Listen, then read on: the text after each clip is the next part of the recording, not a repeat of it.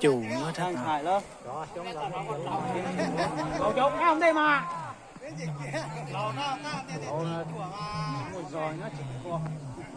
Lò rau can đây hay xịt chùa đó.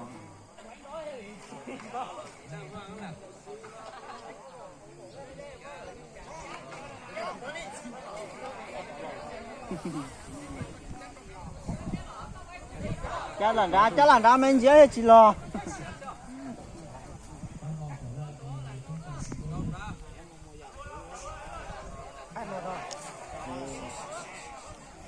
Mòn thứ nè. Đó bố. Cô lý chỉ thế nào thế hả?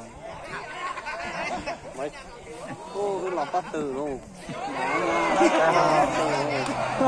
có hồn nhỉ anh chỉ tít Đó chỉ cầu lần đó là ác thôi ha.